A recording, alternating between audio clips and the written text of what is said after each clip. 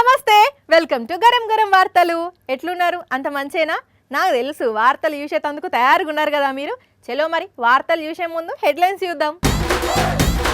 Fans బొకేలు ఇస్తే ఇసిరేసిన బాలయ్య, పాపం వాళ్ళ మీద ప్రతాపం చూపెట్టుడు ఏందయ్యా? ఓటీపీలు అడుగుతున్న రాజేషు. ముందు మీ మొబైల్ నంబర్కి ఒక ఓటీపీ వస్తుంది, అది చెప్పండి. గోవాలో మల్లారెడ్డి జోషు ఎంజాయ్ చేస్తూ అవుతున్నాడు మస్తు ఖుషు. రవలి కొత్త తిట్లు. డబ్బా ఫోన్ కి ఐఫోన్ పౌచ్ చేసి ఐఫోన్ రింగ్ టోన్ పెట్టే కక్కుర్తి జాతి నువ్వు. మనసిచ్చి పుచ్చుకున్న ఇద్దరు అమ్మాయిలు పెళ్లి చేసుకొని వేసిండ్రు 7 అడుగులు. సినిమాలల్లా సెంటిమెంట్ సీన్లలో కనపడే బాలయ్య బాబు వేరు, మనకు బయట కనపడే బాలయ్య బాబు వేరు. ఉన్నంతలనే ఉంటాడు, ఎవరు ఎంతలు ఉండాలనో అంతే ఉండమంటాడు, అంతే తప్ప ఎదురుగా ఎంత పెద్ద మనిషి అయినా లెక్కే చేయడు. ముందుగాల మాటలతోని చెప్తాడు, ఆట ఇంకా చేతలతోని చెప్తాడు. అప్పటికి కూడా వినకుంటే కుర్చీ మడత పెట్టి ముఖం మీద ఇసురు కొడతాడు అని వాళ్ళు వీళ్ళు అంటుంటే విన్నాం కదా. అయితే అది నిజమే అనిపిస్తున్నది. ఎందుకంటే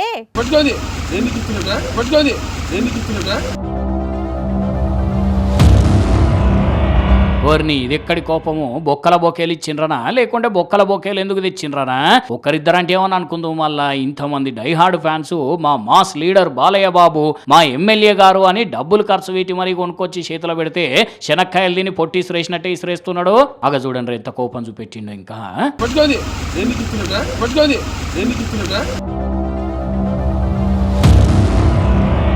ఓ బాలయ్య సారు, ఏందిది పద్ధతేనా? ఏదో మా అభిమాన హీరో అని బోలెడంత అభిమానంతో బొకే పట్టుకొస్తే తీసి కారు మీద ఇసిరేసిండ్రు. అంటే బొకే మీ చేతుల కంటే కారుకు డెకరేషన్ చేస్తే బాగుంటుందని ఇసిరేసిండ్రా ఎట్లా? అయినా మీకు డెకరేషన్లు నచ్చవు కదూ, మరి ఎందుకు ఇట్లా ఆగమాగం చేసిండు అంటే కోపం, బాధ, ఫ్రస్ట్రేషన్ తోటి. మరి లేకుంటే హిందూపురంలో ఎమ్మెల్యే గారు మీటింగ్ పెడితే అక్కడికి వచ్చిన కొందరు టీడీపీ కార్యకర్తలు పొట్టు కొట్టుకొని పార్టీ పరువును పాతాళంలో పడేస్తుంటే ఎందుకు కొట్టుకుంటుర్రా భయ్య అంటే ఫలివిన్ లేదట. ఏమున్నది, ఇది సినిమా కాదు కదా, అందుకే చేసేది ఏం లేక బయటికి వెళ్ళిపోతుంటే కొందరు ఫ్యాన్స్ ఇట్లా బొకేలు ఇచ్చేసరికి అత్త మీద కోపం దుత్త మీద చూపెట్టినట్టు ఎక్కడెక్కడి కోపమో తీసుకొచ్చి వీళ్ళందరి మీద చూపెట్టిండు అన్నట్టు. మరి ఇప్పటికే హిందూపురంలో బాలయ్య బాబు పని అయిపోయింది, నెగ్గేదే కష్టమట అనే టాక్ నడుస్తుంటే ఆయన కండ్ల ముంగట్నే ఇట్లా లొల్లులు అవుతున్నాయంటే ఇక పార్టీ ఎక్కడ ముందుకు పోతుంది? అసలు బాలయ్యకు లీడర్లు ఎక్కడ సహకరిస్తారు? కానీ ఏందోనోలా బాలికాక మాత్రం ఫ్యాన్స్ అయితే ఘోరంగా హర్ట్ చేసిండు.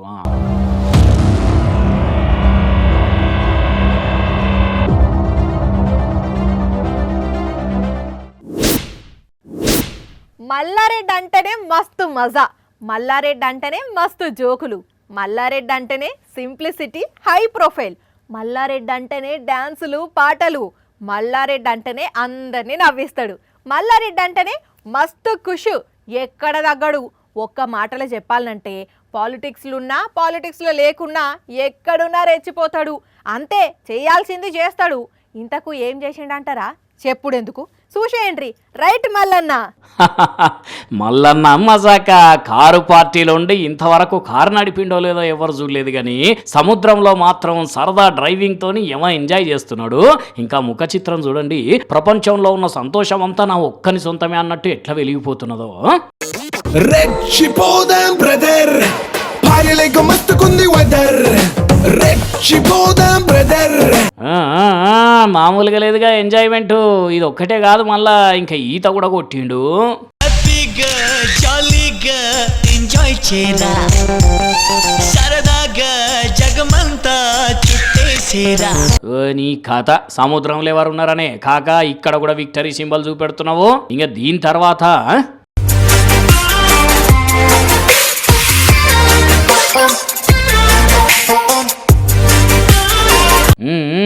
75 ఏండ్ల ఏజ్లో కూడా బీచ్ల పొంట తిరుగుకుంటే ఇంతగానం ఎంజాయ్ చేస్తున్నాడు అంటే అప్పట్లో యూత్ పిల్లగా అనుకున్నప్పుడు ఇంకెక్కడెక్కడ తిరిగిండో కానీ అగో కిందికి వచ్చిండు కదా, అడుగుదాం ఎట్లున్నదే అన్న ఫీలింగు అన్నట్టు. కాకెక్కడికి పోయిండో చెప్పలే కాదు, గోవా టూర్కు పోయిండు. కానీ చూడండి, కారు పార్టీ పవర్ పోయిందని మిగతా లీడర్లు అందరూ ఇంట్లో కూర్చుంటే మల్లన్న మాత్రం ఇట్లా గోవా ట్రిప్పులు వేసుకొని ఎంజాయ్ చేస్తున్నాడు. అట్లుంటుంది మరి మల్లన్న అంటే. మొన్ననే వార్త చెప్పమంటే ఇంటి పక్కోళ్ళను పక్క గల్లి వాళ్ళను ఎదిరింటోళ్ళను ఆఖరికి యారాలను కూడా తిట్టు తిట్టకుండా తిట్టిన రవలి మరి అలా ఎవరి భర్తం పడుతుందో ఏం వార్త తెస్తుందో. రవలి ఓ రవలి, మళ్ళొచ్చినావా? బ్యూటీ పార్లర్కి పోయి బొట్టు బిల్లలు ఎత్తుకొచ్చే ముఖం దానివి నువ్వు. ఎవరిని రవలి అంతగానం తిడుతున్నావు? పెదవులకి కుంకుమ నీళ్ళు పెట్టుకొని లిప్స్టిక్ పెట్టినట్టు గప్పాలు కొట్టేదానివి నువ్వు. పొద్దుగాల సద్దన్నం చింతకాయ తొక్కు తిని నేను బిర్యానీ తినొచ్చినా అనే ముఖం నీది. పిల్లకు పిసగిట్ల లేచిందా అట్లా తిడుతున్నది? ఓ రవలి, ఎవరిని తిట్టేది? చిన్నప్పుడు నవ్య నారింజ పండ్లు, సునీత పిప్పర్మెంట్లు తెస్తే నోట్లోకి లాక్కున్న ముఖం దానివి నువ్వు. కాఫీ తాగుదామని చెప్పి హోటల్కి తీసుకుపోయి బిల్లు కట్టే ముందు అయ్యో నా పర్సు లేదే అని తప్పించుకునేదాన్ని నువ్వు. తిట్టు నాకు ఇట్లా కావాల్సిందే, నన్ను తిట్టాల్సిందే. పాపమని ఏదో కొలువులో పెట్టుకుంటే నాకే మేకై కూర్చున్నావు, అనరాని మాటలు అంటున్నావు. పక్కింటోళ్ళ పాల ప్యాకెట్ ఎత్తుకొచ్చి వాటిని కాగబెట్టి పెరుగు తోడేసి పిసినారు ముఖం దానివి. మీ నాన్న బండిలో ఫుల్ ట్యాంక్ కొట్టిస్తే అర్ధరాత్రి లేచి నీ స్కూటీలో సగం పెట్రోల్ పోసుకుంటావు నువ్వు. 10 రోజులు అమ్మమ్మ వాళ్ళ ఇంటికి పోయి వచ్చేటప్పుడు శంషాబాద్ ఎయిర్పోర్ట్లో క్యాబ్ ఒక్కొచ్చి పక్కనున్న వాళ్ళందరికీ నేను దుబాయ్లో షాపింగ్కి పోయినా అని బిల్డప్ ఇస్తావు నువ్వు. డబ్బా ఫోన్కి ఐఫోన్ పౌచ్ చేసి ఐఫోన్ రింగ్ టోన్ పెట్టే కక్కుర్తి జాతి నువ్వు. ఏయ్, నాటకాలు ఆడుతున్నావా? దిమాగ్ ఖరాబ్ అయ్యిందా? ఎక్కువ మాట్లాడితే పోయి ఎర్రగడ్డ దవకాన్లేస్తా. ఏమనుకుంటున్నావో? ఓట్ల ప్రచారాలలో పాల్గొనకపోయినా కూడా వాళ్ళు బిర్యానీలు పంచుతా ఉంటుంటే పోయి 4 బిర్యానీ పొట్లాలు లాక్కునేదానివి. పెళ్లి బంతిలో పెట్టిన నల్లి బొక్కలను బ్యాగులు వేసుకొని మళ్ళా తెల్లారి ఇంటికొచ్చి అవే తినే ముఖం దానివి నువ్వు. వామ్మనే ఇక నా వల్ల కాదు, నేను ఈడ కూర్చోలేను. ఇట్లా తిడితేనే పోతుందని ఉపాయం చేసింది పిల్ల. ఇక నేను ఉండనమ్మా, నేను పోతా. ఉత్తిగానే తిట్టినా, సీరియస్ తీసుకోకు. అవునా? మరెవ్వరు నీకు అంతగానం తిట్టినావు? కొత్త తిట్లు తిట్టడం కోసం రాయడం కోసం ప్రాక్టీస్ చేస్తున్నా. ముందుగాల నీ మీదనే ప్రయోగం చేసిన. ఎందుకు? ఒక్కసారి టిను. మేము ఇంకా అడుగుతున్నాం పవన్ కళ్యాణ్ గారిని 4-5 మాటలు కాదు ఇంకా కొత్తగా విమర్శించండి. మాకే బోరు కొడుతుంది మీరు చెప్తుంటే. అర్థమైందా? పవన్ కళ్యాణ్ ఎప్పుడు చూడు ఒకటే రకమైన తిట్లు తిడుతున్నారంట. ఏదైనా కొత్తగా ట్రై చేయమంటే నేను తిట్లు రాసి నీ మీద ప్రయోగం చేసిన. ఒకవేళ మంచిగా ఉన్నాయి అనుకో, పవన్ కళ్యాణ్ మీద కూడా కొన్ని సపరేట్ తిట్లు రాసి ఆయన మీద ప్రయోగం చేయొచ్చు. నీ పిచ్చి పిల్ల, అట్లా తిట్టేదానివి సీదా పవన్ ను తిట్టే తిట్లని రాసి నాగబాబుకే వినిపిస్తే ఏమైంది? నన్ను తిట్టి ఏడిపిస్తవి. ఏదన్నా ఉంటే సీదా నాగబాబుతోని మాట్లాడుకోపో. వార్తలు తెమ్మంటే ఏందేందో కథలు పడుతుంది. పాపం బుజ్జి బాగా ఫీల్ అయినట్టుంది. ఇంకా సగం తిట్లు నేను తిట్టినే నిజమే అని తెలిసిందనుకో పాప ఉరేసుకుంటుంది కావచ్చు. చూసినారులా మా రావాలి తెలివి. పవన్ ను కొత్త తిట్లు తిట్టేటందుకు ముందుగాల నా మీద ప్రయోగించింది. ఇంకా నయం నిజం కాదు కాబట్టి సరిపోయింది. వామ్మో.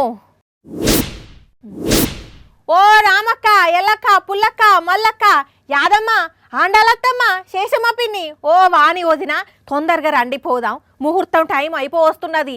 ఆల్రెడీ తాళి కూడా కట్టినారులే. ఇగో అయ్యో అంటేనే ఉన్నాం, వీడియో దేనే తెచ్చిండ్రు కదా మా వాళ్ళు. ఇక ఈ నుంచి అన్న చూద్దాం పెళ్లి తంతును. ముందుగాలు పెళ్లి పిల్లగాడైన పెళ్లి పిల్లకు బొట్టు పెట్టాలమ్మా. చాలు తీయమ్మా, ముఖమంతా పూస్తావా ఏమిటి? ఓర్ని 4 కాలాల పాటు చల్లగా ఉండాలని 4 సార్లు పెట్టిండు కదా. సరి పెట్టింది కదా. ఇక నీ పెట్టడం అయిపోతే వచ్చి కూర్చుంటే పిల్ల కొంగును పిల్లగాడైన పిల్ల డ్రెస్సుకు ముడేస్తారు. కానివమ్మా వెనకాలన్న అక్క నువ్వు. ఇక నువ్వు దండం పెట్టుకోమ్మా. మొగోళ్ళ డ్రెస్ వేసుకున్న పిల్ల అయ్యిందా? ఇప్పుడు ఇక దండలు మార్చుకునే కార్యక్రమం. లేవాళ్ళిద్దరూ ఒకరికొకరు ఆపోజిట్ లో నిల్చొని టెంపరరీ పిల్లగాడు పిల్ల మెడలో దండ వేస్తే పిల్ల కూడా వేస్తుంది. కానివ్వండి. ఇక ఇప్పుడు ఆఖరి ఘట్టం. ఒకరి చేతిలో ఒకరు పట్టుకొని ప్రమాణం చేయాలి. నేను చెప్పిన దానికి ఓ అమ్మ అనుకోండి సరిపోతుంది. ఓకే, ఇద్దరం ఆడిపిల్లలమైన మేము ఇష్టపూర్తిగా లగ్గం చేసుకుంటున్నాము.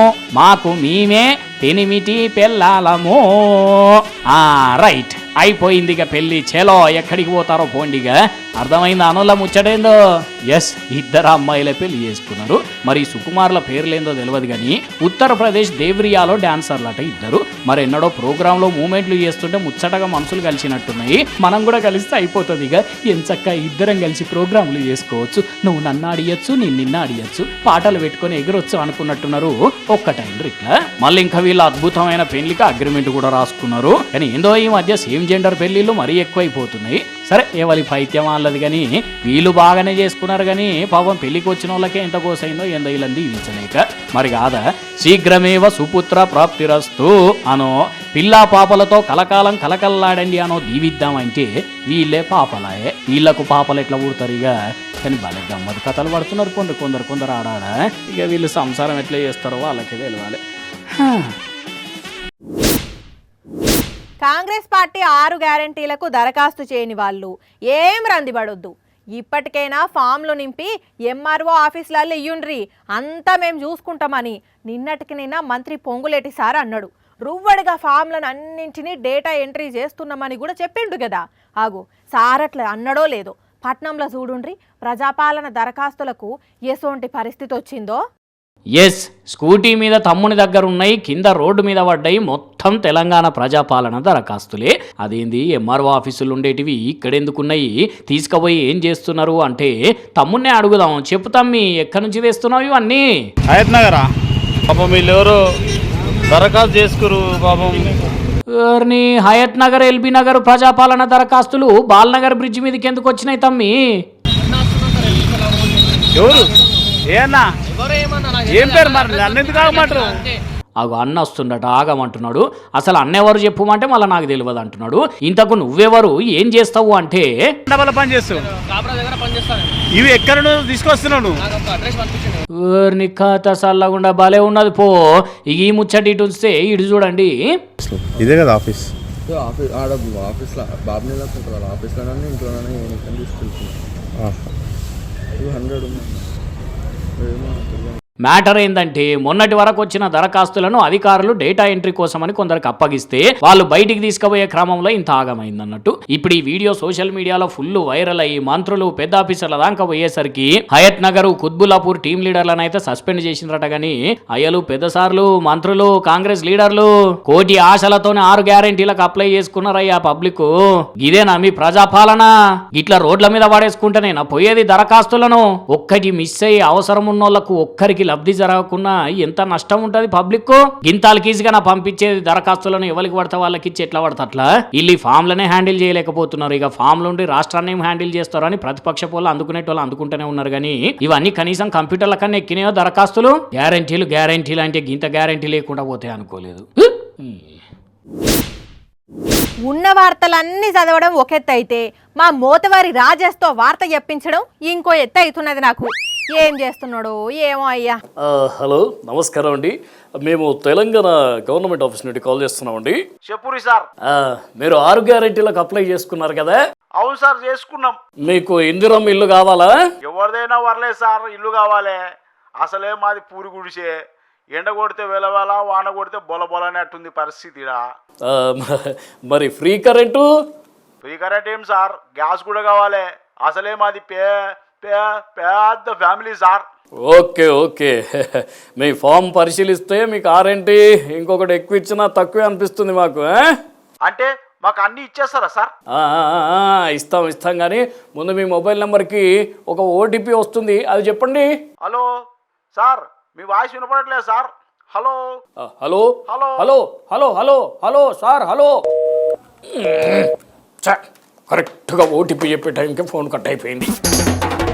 మళ్ళీ ఒకసారి ట్రై చేద్దాం.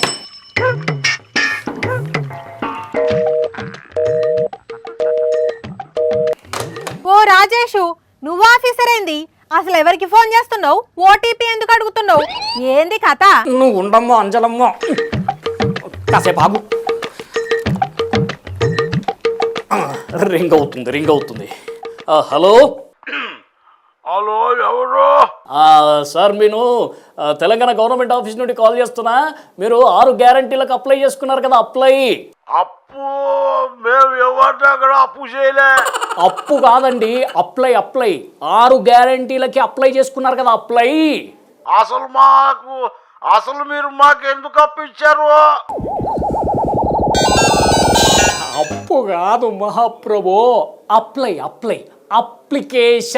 అప్లికేషన్. ఓ ట్యూషనా? మా ఇంట్లో పిల్లలు ఎవ్వరు లేరు.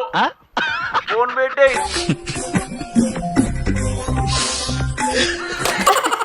సరిపోయారు ఇద్దరును. ఇంతకసలు నువ్వు ఏం చేస్తున్నావయ్యా ఉద్దండుడా? ఆ కాల్స్ ఏంది? ఎందుకు? ఓటీపీల కోసం అంజలి. ఓటీపీ ఎక్కడిది? ఓపీస్ అంజలి, నీకేం తెలియదు. ఇప్పుడు కాంగ్రెస్ గవర్నమెంట్ 6 గ్యారెంటీల కోసం అప్లికేషన్ తీసుకుంటున్నది కదా. అవును. ఇదే సందట్లో సడేమియా అని చెప్పి 6 గ్యారెంటీల కోసం అప్లై చేసుకున్న వాళ్ళకు ఫోన్లు చేసి ఓటీపీలు చెప్పమని అడుగుతున్నారట కొందరు. ఆ ఓటీపీతో ఏం చేస్తారు? నీకు నెత్తి మీద జుట్టున్నది కానీ బుర్రనే లేదు. అరే ఓటీపీతో వాళ్ళు ఏమైనా చేయొచ్చు, అకౌంట్లో పైసలు తీసుకోవచ్చు, ఇంకేమైనా ఫ్రాడ్ చేయొచ్చు. వామ్మో, అంత పని చేస్తున్నారా బద్మాష్ గాళ్ళు? అయినా అది తప్పు కదా. అయినా ఆ తలకు మాషినోళ్ళు ఏదో చేస్తున్నారు, మరి నువ్వెందుకు చేస్తున్నావు? ఓటీపీ అడగంగానే చెప్తారు కదా కొందరు. చెప్తే ఆ ఓటీపీలతోని నువ్వు కూడా అడ్డమైన పనులు చేద్దామని చూస్తున్నావా? నీ సంగతి చెప్తాగు. పోలీసులకు ఫోన్ కొడితే వచ్చి ఓటీపీ కాదు, వాళ్ళు కొట్టే దెబ్బలకు బీపీ పెరగాలే కొడుక. ఆగు నువ్వు. ఓ తల్లి ఆగు ఆగు, వెనకటికి నీలాంటిదే మోకం బగులుద్ది అనగానే చెంప వలగొట్టిందట. చలికాలం కదా, మాయిశ్చరైజర్ రాసుకోండి లేకపోతే మోకం బగులుద్ది అని చెప్పేంత వరకు కూడా ఆగలేదట. నువ్వు కూడా ఆగవా మొత్తం చెప్పేంత వరకు? ఏంది నువ్వు చెప్పేది? అమాయక పబ్లిక్ ఫోన్లు చేసి మోసం చేసుకుంటా? నేను అట్లా మోసం చేస్తలేను. ఇప్పుడు ఎవరికైనా ఫోన్ చేస్తే ఓటీపీ అడగంగానే చెప్తారు కదా, అట్లాంటి వాళ్ళకు అట్లా చెప్పొద్దండి, ఓటీపీలు తీసుకొని ఇట్లా డబ్బులన్నీ మోసం చేస్తున్నారు అని చెప్పేది, అందుకు ఫోన్ చేస్తున్నా. అబ్బచ్చా, మరి ఓటీపీ ఎట్లా పోతుంది వాళ్ళకి? నేనే ఇగో నా ఫోన్ల నుంచి ఇల్లున్న నెంబర్కి ఓటీపీ పంపుతా, ఏదో ఒక మెసేజ్. వెనకటికి నీలాంటోడే దొంగతనం ఎట్లా చేస్తున్నారో చూపెడదామని జనాల ఇండ్లకు జొరబడితే దొరకబట్టి కుమ్ముడు గుమ్మిడ్రట పబ్లిక్. మరి చెప్పేది ఏదో డైరెక్ట్ గా చెప్పొచ్చు కదా. ఫోన్ లిఫ్ట్ చేయంగానే ఓటీపీ చెప్పమన్నాడు కూడా ఎందుకు? తెలివి కాకుంటే నాడు ఇంకా టై కట్టుకున్నావు నీ ముఖానికి. నీతో ఏ పని కాదు. ఇగో పబ్లిక్, అర్థమైంది కదా మ్యాటర్. అయితే కాంగ్రెస్ 6 హామీల గురించి ఫోన్ చేసి ఓటీపీ గీటీపీ అని అడిగితే పుసుక్కున చెప్పి ఆగం కాకండి. హామీల ముచ్చటనే కాదు, ఎవ్వరెప్పుడు దేని గురించి చేసి ఓటీపీ అడిగినా పాస్వర్డ్లు అడిగినా అస్సలు చెప్పొద్దు, జాగ్రత్త, సరేనా? 50-50 ఆఫర్లు పెట్టినా, ఫ్రీ అన్నా, వాటి యొక్క వాడకం ఎట్లుంటుందో అసలు ఎట్లా వాడాలనో మాకంటే ఎక్కువ ఎవరికి తెలియదు. అంతెందుకు, ఈ నడుమ తెలంగాణలో ఆర్టీసీ బస్సులల్లో మా లేడీస్కు ఫ్రీ పెడితే ప్రయాణం ఎట్లా చేస్తున్నామో చూస్తున్నారు కదా. ఇంకా అసలు వాడకం సంక్రాంతికి ఉంటుంది, అది తెలుసు కదా. అయితే ఈడ కూడా ఒక దుకాణపాయన మా అక్కలందరికి ఇష్టమైన చీరల మీద ఆఫర్ పెట్టిండు. అక్కలందరికీ దుకాణం దగ్గరికి రమ్మన్నాడు. అయితే అరే చీరల ఆఫర్ అన్నారు, మా అక్కలందరూ డల్గా కూర్చున్నారు. కొందరు అక్కలు గరం గరం అవుతున్నారు, కొందరు అక్కలు వాళ్ళే పంచాది పెట్టుకుంటున్నారు. అసలు చీరలేవి, ఆఫర్ ఏది? చేతులల్లో టోకెన్లే ఉన్నాయి గాని ఒక్కరి చేతుల చీర లేదు. ఏంది అంటే ఒక్కొక్క అక్క వాళ్ళ బాధను చెప్తుంది, మీరే ఇనుండ్రి.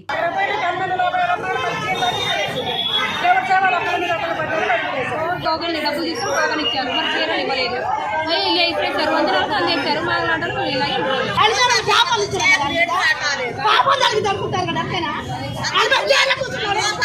అయ్యో పాపం అక్కలు ఇన్నారులా. 1 రూపాయికే చీర. ముందుగాలు వచ్చిన వాళ్ళకు టోకెన్లు ఇస్తాం, వాళ్ళకే ఆఫర్ వర్తిస్తుంది. ఆ టైంకి ఎంత మంది వచ్చి బతలాడినా చీరలు కాదు కదా, దుకాణం దగ్గరికే రానియం అనేసరికి పొద్దుగాల 6 గంటలకే వచ్చి కూర్చున్నారట. అంతే, ఇంకేమున్నది. అక్కలందరినీ చూసిన దుకాణపాయన వామ్మో నా షాప్ ఉంటుందో లూటీ అవుతుందేమోనని ఓనరు భయపడి కొన్ని చీరలను బయటికి ఇసిరేస్తే వాటిని తీసుకొని అందరు కింద పడితే అంత కింద పడ్డారట. అంతే, మాకు చీరలు లేకొచ్చినావా, అసంటోడు ఎందుకు పేపర్లో యాడ్ ఇయ్యాలే, ఆటోల మైకు కట్టుకొని ఎందుకు ప్రచారం చేయాలని గరం గరం అయ్యి దుకాణం ముంగట్నే కూసుంటే వీళ్ళ భయానికి అసలు షాపే తెరవలేదు. మధ్యాహ్నం వరకు ఉండి వెళ్ళిపోయినరు. కానీ చూడుండ్రి ఎట్లున్నదో ముచ్చట. భద్రాద్రి కొత్తగూడెం జిల్లా భద్రాచలంలో జరిగింది.